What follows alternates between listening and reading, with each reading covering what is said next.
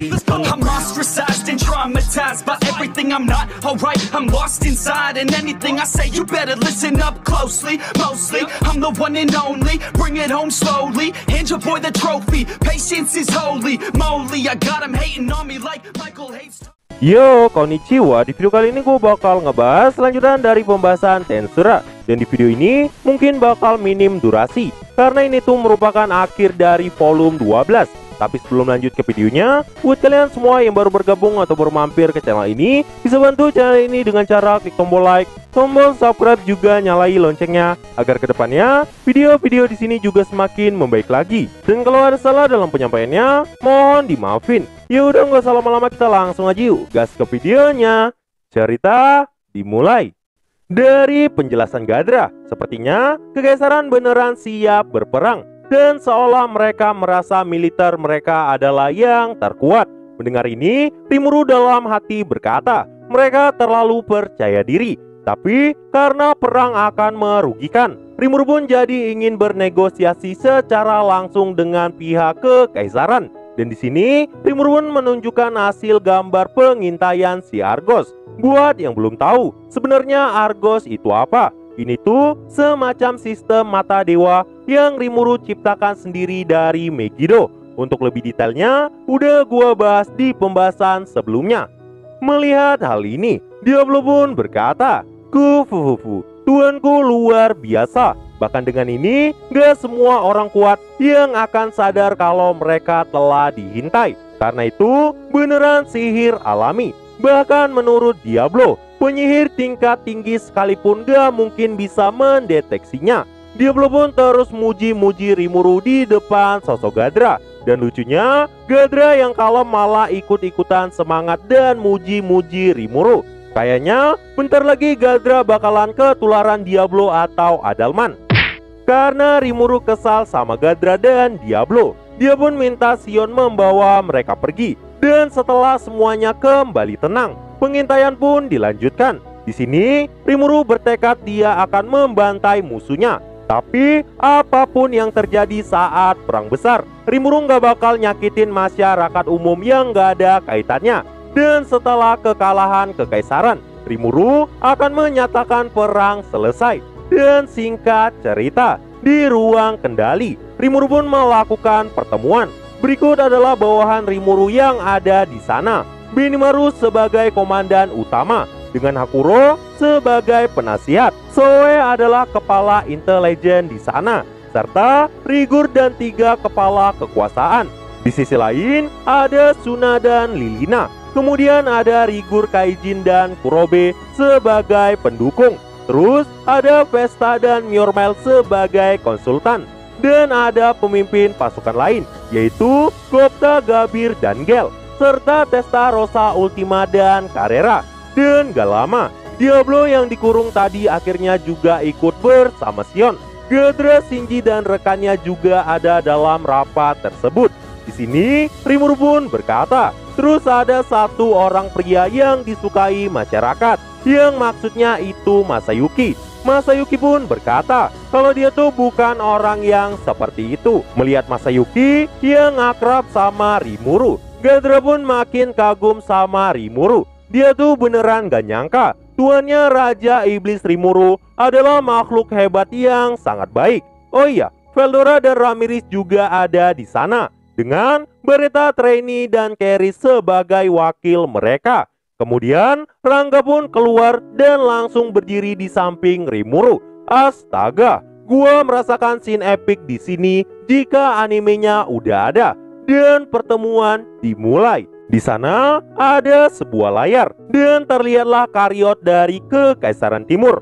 Melihat hal itu, Shinji pun sangat kaget. Rimuru pun bertanya benda apa itu sebenarnya. Ternyata itu adalah senjata modern dari Kekaisaran Timur yang berbentuk kereta, dan bahkan itu tuh mampu menempuh kecepatan lebih dari 100 km per jam. Rimuru pun bingung cara ngadepin mereka, karena dia sendiri bahkan gak punya pasukan mobil sihir. Dan berdasarkan informasi, jumlah pasukan Kekaisaran Timur mungkin akan mencapai jutaan, dengan persenjataan militer yang sangat mengerikan.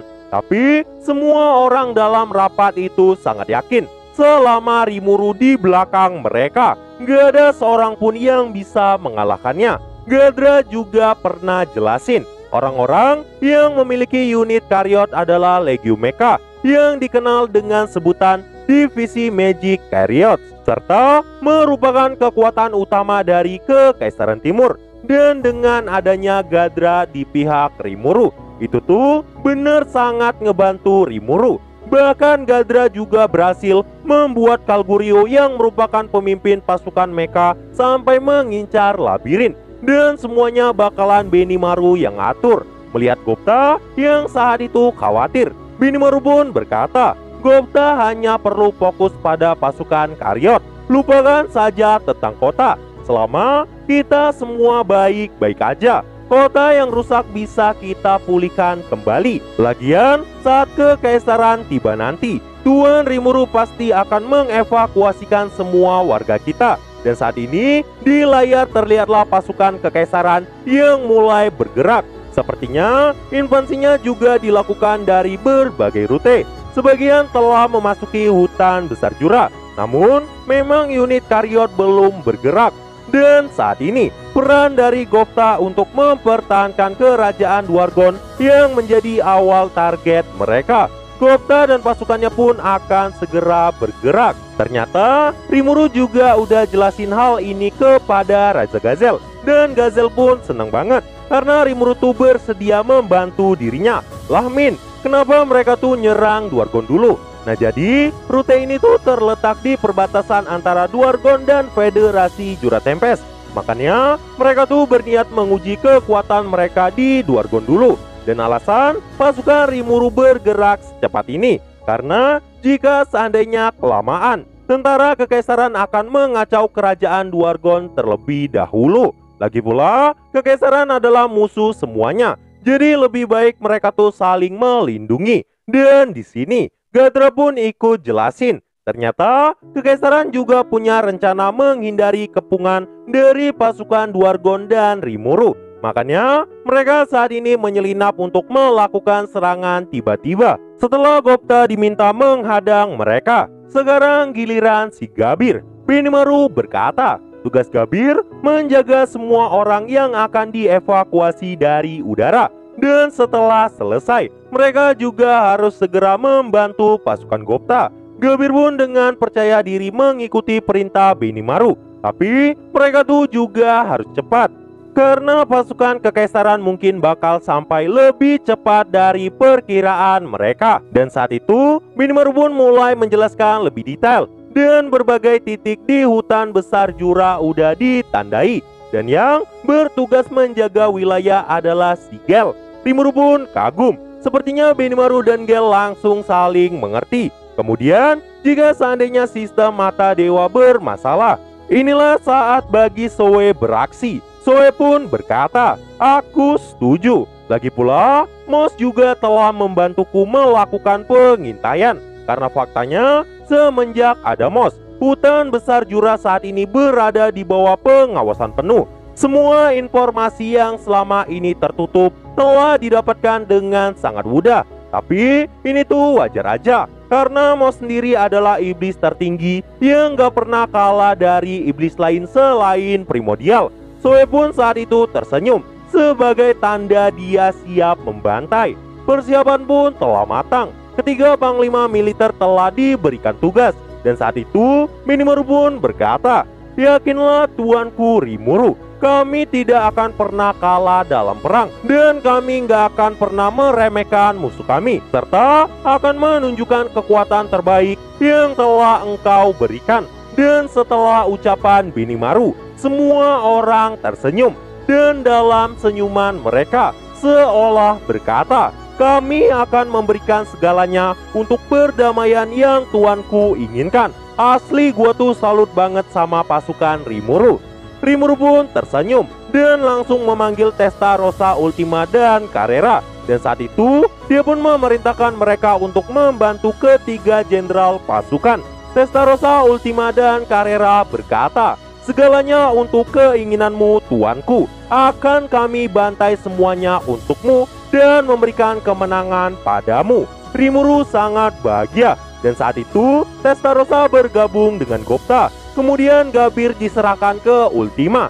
Dan kebetulan Ultima tuh juga suka dengan sikap Gabir. Dan untuk Gale, dia tuh diserahkan kepada Carrera. Karena Rimuru yakin mereka tuh bisa menjadi teman yang baik. Dan saat itu Masayuki pun menanyakan sesuatu. Kenapa dia tunggal diberikan tugas sebagai pemimpin pasukan sukarelawan. Tapi ternyata itu karena Rimuru mau Masayuki menggunakan kekuatannya untuk mengurangi kekhawatiran semua orang sambil memimpin pasukan sukarelawan. Masayuki pun setuju dengan permintaan dari Rimuru. Dan karena itu pasukan sukarelawan Masayuki akan menenangkan semuanya. Rimuru juga ngasih tahu pada Masayuki kalau dirinya akan memindahkan semua warganya ke dalam labirin. Dan setelah itu Rimuru pun mengucapkan terima kasih kepada Ramirez dan Veldora. Mendengar ini, mereka berdua pun sangat kaget. Ramirez berkata, "Bisa nggak Rimuru ngomong sekali lagi?" Veldora berkata, "Gua hahaha. Ayolah Rimuru, sekali lagi saja." Rimuru pun jadi malu dan berkata, "Terima kasih banyak karena kalian selalu di pihakku. Jika seandainya lantai 100 tempat Veldora dilewati, udah pasti semuanya juga akan terbantai." Veldora pun berkata, "Oi, aku tuh nggak mungkin bisa dikalahkan. Jadi tenang aja." Rimuru pun berkata, "Jangankan Veldora, Rimuru juga yakin penjaga labirin gak mungkin bisa tertembus semua." Dan di sini Rimuru pun minta Masayuki untuk menjaga para muridnya. Dan semuanya berjalan sangat lancar. Singkat cerita, Masayuki pun telah mengumumkan Raja Iblis Rimuru bersedia melindungi umat manusia. Mereka pun memuji pahlawan Masayuki. Ya, walau sebenarnya Masayuki tuh gak ngapa-ngapain. Setelah tahu kota mereka tuh dijaga oleh pahlawan Masayuki dan Raja Iblis Rimuru, seluruh penduduk sama sekali nggak takut dengan serangan ke Kaisaran Timur. Mereka jadi sangat yakin semuanya pasti akan segera berakhir. Dan di sisi lain terdapat percakapan kecil. Dan disinilah kemunculan pertama sosok Felgreen. Felgreen berkata, "Kau sudah sadar Rudraku." Buat yang belum tahu, Felgreen ini merupakan salah satu dari 4 True Dragon. Dia adalah kakak dari Veldora yang punya julukan Sword Dragon. Felgreen berkata, "Kita pasti akan menang. Aku akan memaksa para dwarf keluar dari sarang mereka dan menghancurkan kesombongan Raja Iblis baru itu. Kemudian akan ku bawakan Veldora padamu. Dan pada akhirnya, ayo kita buat Di mengakui penguasa dunia ini hanyalah dirimu." Rudra berkata, "Itu bagus, tapi apakah mungkin adikmu akan melawan?" Felgreen pun berkata, "Dia pasti akan melawan." Rudra berkata, "Itu artinya pasukanku mungkin akan mengalahkannya. Dan saatnya telah tiba. Ini akan jadi deklarasi kemenanganku." Saat itu, tawa Rudra pun memenuhi ruangan itu. Felgreen berkata, "Kita akan mengalahkan Gi dan membawa kakakku Velzard menjadi pasukanmu." Bahkan, Rudra saat ini sudah siap memanggil pasukan malaikat Armageddon kapanpun dia membutuhkannya, dan berniat mendominasi Veldora agar ada di pihak mereka. Saat itu, senyum lembut muncul dari wajah cantik Felgreen. Tapi perlu diketahui, sebenarnya kondisi Rudra saat ini udah sangat parah dan mentalnya juga udah mulai rusak. Itu karena penipisan jiwa yang terus terjadi. Felgreen tuh khawatir banget dengan kekasihnya. Tapi Rudra berjanji kesadarannya nggak mungkin hilang sebelum dia berhasil menaklukkan dunia. Rudra pun saat itu tersenyum dan menghibur Felgreen. Nah, jadi itulah untuk akhir volume 12. Untuk versi fullnya bakalan gua upload nanti, jadi ditunggu aja. Dan mungkin segini dulu, dan see you. I said you better watch what you're doing, 'cause I ain't gonna stop when I'm moving. I'm headed to the top, I'ma do it. I'm headed to the top, I'ma prove it. And baby girl, I like what you do.